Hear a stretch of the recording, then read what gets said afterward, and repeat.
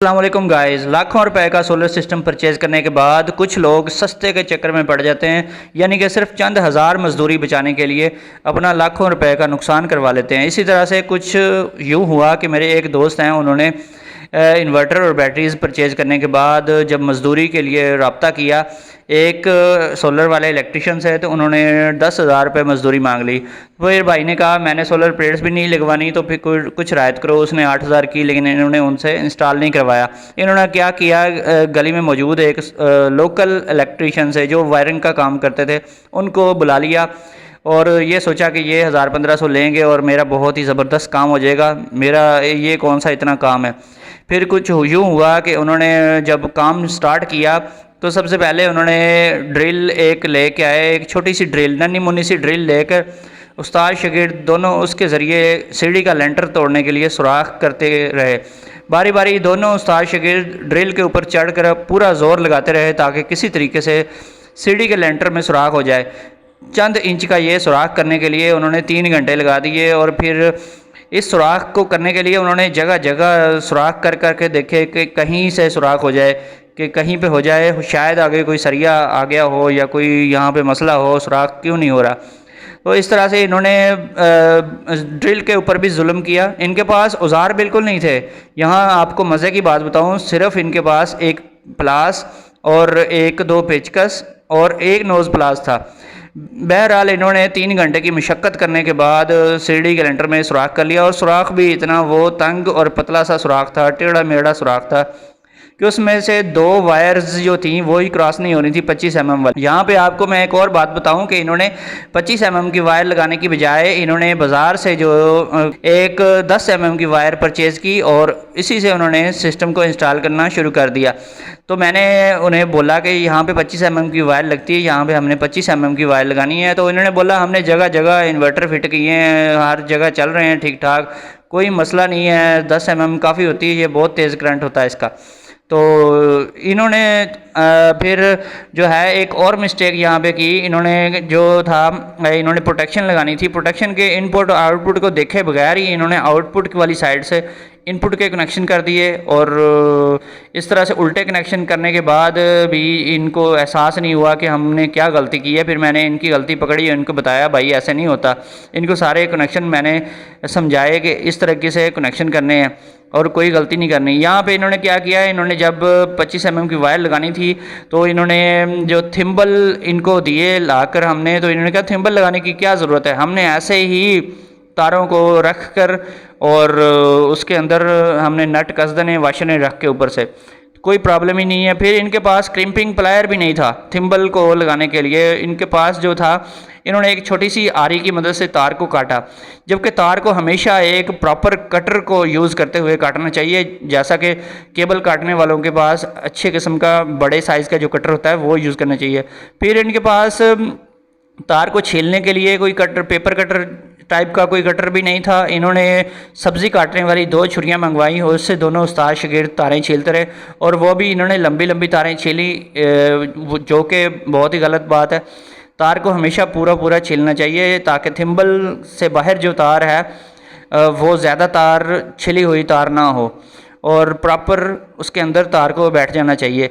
बड़ी ही मुश्किलों से इन्होंने वो, जब आरी से काटते हैं तार को तो तार टेढ़ी मेढ़ी हो जाती है। बड़ी मुश्किलों से इन्होंने तार को थिम्बल के अंदर डाला, बहुत ही मुश्किल से डाला, बार बार ट्राइयाँ करते रहे, बार बार हमें बोलते रहे कि ये थिम्बल तो फजूल है, आप थिम्बल पतले ले आए हैं।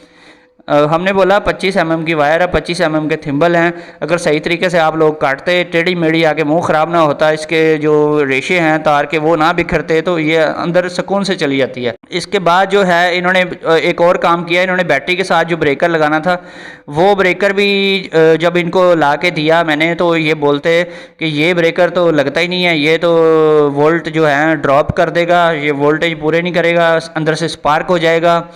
इस तरह का ब्रेकर हमने कभी लगाया नहीं है, सोलर के साथ कौन लगाता है। तो इस तरह की हज़ारों बातें करने लग गए। बहरहाल हमने इनसे वही ब्रेकर लगवाया और फिर देखें इन्होंने प्लास को यूज़ करते हुए नट टाइट किए हैं, जो इन्वर्टर के अंदर प्लस माइनस की वायर लगती है बैटरी वाली, तो इन्होंने नट टाइट प्लास की मदद से किए हैं, जो कि एक टी रॉड की मदद से करने चाहिए, जिसे गोटी रॉड भी बोला जाता है। सारी इंस्टॉलेशन करने के बाद ये इन्होंने देखें वायर्स जो हैं वो छोटी काट ली थी। यहाँ पे इनको पूरी लेंथ एक ला के दी थी डक पट्टी की। वो डक पट्टी की लेंथ लगाने के बजाय बाद में इन्होंने सिर्फ ऊपर से पाइप ही चढ़ा दिए, और वो भी टेढ़े मेढ़े, और शुरू में ये पाइप डालने भी भूल गए, और बाद में इन्होंने ब्लेड की मदद से, छुरी की मदद से काट कर पाइप्स जो है थे बाद में ऊपर से चढ़ाए। और ये देखें जी, इन्होंने फिर क्या किया, इनके पास वर्मा भी नहीं था, इनके पास एक ही वर्मा था जिसकी मदद से ये गट्टियों में जो दीवार के अंदर सुराख डाले जाते हैं वो वाला दीवार वाला वर्मा ही इन्होंने लकड़ी में और फिर लोहे में भी सुराख करने के लिए वही वर्मा यूज़ किया। लोहे में जब सुराख कर रहे थे, सुराख नहीं हो रहा था, वर्मे का मुंह भी आगे से ख़राब हो गया था, वर्मा ओवर हीट हो गया था। तो फिर इन्होंने क्या किया, इन्होंने जो डीपी में सुराख किया वो भी इन्होंने छानी हथौड़े से सुराख किया बड़ी मुश्किलों से, और उसमें भी तार बड़ी मुश्किल से गुजरी और तार छिल भी गई, और सर्किट होने का ख़तरा था, वहाँ भी मैंने टेप लगवाई। फिर इन्होंने क्या किया, इन्होंने जब बैटरीज़ के टर्मिनल्स लगाने थे तो फिर इन्होंने भी वहाँ पे भी थिम्बल लगाने की बजाय वैसे ही अंदर तारें रख रख के लगा रहे थे। जबकि मैंने इन्हें बोला यहाँ पे थिम्बल लगाने, कहते हमने थिम्बल आज तक नहीं यहाँ पे लगाया है, यहाँ पे थिम्बल कौन लगाता है। मैंने इन्हें बोला शॉर्ट सर्किट हो जाता है और कार्बन भी आ जाता है बाज़ात, अगर आप थिम्बल लगाएंगे, थिम्बल लगाने से जो है बहुत ही ज़बरदस्त किस्म का काम होगा, कभी स्पार्किंग नहीं होगी, कोई भी लूजिंग नहीं होगी, और बैटरी के टर्मिनल में अगर कार्बन भी आ जाए थोड़ा बहुत तो काम चलता रहेगा। और इनके पास टर्मिनल्स कसने के लिए चाबियां नहीं थी, 12 की चाबी पाना जो होता है 12 और 13 का, वो बैटरी के टर्मिनल्स टाइट करने के लिए यूज़ किया जाता है, इनके पास वो भी नहीं था। फिर इनको दोबारा से इन्वर्टर के जो पेज खोलने पड़ गए। इन्होंने क्या किया था, इन्होंने पाइप नहीं डाला था, पाइप डालना भूल गए थे तार के ऊपर से, तो फिर इन्होंने दोबारा खोल कर डाला। इसके बाद इन्होंने एक बहुत ही भयानक गलती की, तो वो अगर गलती पूरी हो जाती तो बहुत बड़ा ब्लास्ट होना था, बैटरियां भी फट जाती हैं और इन्वर्टर भी ख़राब हो जाता। इन्होंने क्या किया, इन्होंने जब 48 वोल्ट का इन्होंने लगाना था बैटरी को क्रॉस डाल कर, प्लस माइनस क्रॉस डालते हैं जहाँ पे, तो वहाँ पे भी इन्होंने बहुत बड़ी मिस्टेक की। इन्होंने क्रॉस जो डालने थे उनको आपस में मिला दिया, तीनों क्रॉसों को इन्होंने आपस में मिला दिया, और फिर एक ही वायर लगानी थी अगली, तो काम तमाम हो जाना था। लेकिन जब वायर लगा रहे थे तो वहाँ पे हल्की सी इन्होंने कनेक्ट की तो ज़बरदस्त स्पार्क हुआ। उसी टाइम मैंने इनका हाथ पीछे खींच लिया और इनको साइड पे कर दिया। फिर इनसे पूछा कि इन लोगों ने कैसे कनेक्शन किए थे, वहाँ मुझे बताओ कैसे आपने कनेक्शन किए थे बैटरियों के। फिर इन्होंने बताया हमने इस तरीके से वायर्स जो थी लगाई थी। फिर मैंने इनको हटा दिया और बैटरी की वायर्स मैंने खुद लगाई और इनको साइड पर कर दिया, नहीं तो हमारी जो बैटरियाँ थी तकरीबन 80-90 हज़ार की बैटरियां उड़ जानी थी।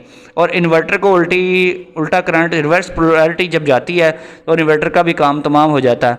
इसके बाद ये सारा कुछ फिट होने के बाद आपके सामने देख लें, इस तरह का ये गंदा काम लग रहा है, यानी नीट एंड क्लीन काम होना चाहिए, हमेशा डक पट्टी लगा के साफ़ सुथरा काम करना चाहिए। और इन्होंने डीपी को भी कूट कूट के छानिए थोड़े से, उसकी भी प्लस्तर की जो बुनियादें हैं वो सारी हिला दी हैं। और ये सीढ़ी में भी जगह जगह सुराख करके इन्होंने मार्बल भी ख़राब कर दिया है।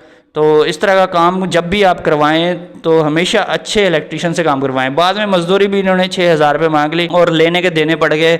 इस तरह का काम करवाने से बेहतर है कि बंदा ना ही करवाए। इन लोगों ने पाइप्स भी हैं जो पूरे तरीके से नहीं चढ़ाए सिरों के ऊपर। आप देख रहे हैं कि वायर्स जो हैं वो अनकवर्ड नज़र आ रही हैं। देखें कि ये चेंज ओवर भी नहीं लगा रहे थे, ये कहते थे चेंज ओवर लगाने की ज़रूरत ही नहीं है, हमने ऐसे लगाया। दूसरा ये बोल रहे थे कि हमने जो है ना कॉमन वायर की वायरिंग कर देनी है, आपके घर में बेहतरीन चलेगा, और कॉमन न्यूट्रल करके हम हर बोर्ड के ऊपर सप्लाई दे देंगे। जबकि इस चीज़ से भी मैंने उनको रोका।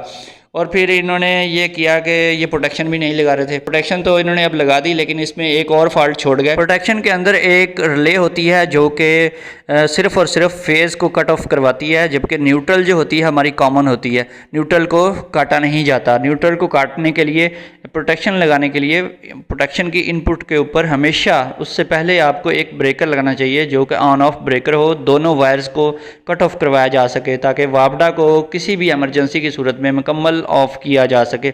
इसके लिए ब्रेकर इंतहाई ज़रूरी है जो कि 32 एम्पेयर से लेकर 63 एम्पेयर की रेंज में आप कोई भी यूज़ कर सकते हैं। इसके अलावा इन्होंने क्या किया, इन्होंने इसकी प्रोग्रामिंग बिल्कुल नहीं छेड़ी। सेटिंग इन्होंने बोला जो कंपनी की सेटिंग होती है वो बहुत ही ज़बरदस्त होती है, हम सेटिंग इस तरह से चेंज नहीं करते, आपने ख़राब करवाना तो करवा लें। इन दोनों इंजीनियर्स के जाने के बाद इन्वर्टर की मुकम्मल सेटिंग मैंने की और जो भी मिस्टेक्स इन्होंने छोड़ी थी वो भी मैंने ठीक करके भाई को दी। और आपको इससे ये सबक मिलता है कि कभी भी आपने सोलर इन्वर्टर इन्वर्टर इंस्टॉल करवाना है तो किसी प्रॉपर जो है सोलर का काम करने वाले टेक्नीशियन से ही करवाएं, ताकि आपका काम अच्छा हो, क्योंकि उसके पास सारे टूल्स मौजूद होते हैं। उसके पास हिल्टी मौजूद होती है, क्रिम्पिंग प्लायर होता है, उसके पास कटर होता है, हर चीज़ उसके पास अच्छी से अच्छी होती है और काम भी मिनटों में होता है और काम अच्छा होता है। और आपके घर में जगह जगह दीवारों के ऊपर सुराख भी नहीं होते और आपको किसी भी किस्म की टेंशन नहीं होती, और आपका लाखों रुपए का जो आपने इन्वर्टर परचेज़ किया है वो हमेशा के लिए महफूज हो जाएगा और अच्छे से अच्छा काम आपको एक दफ़ा होगा, दोबारा बार बार आपको कभी भी कोई टेंशन नहीं होगी।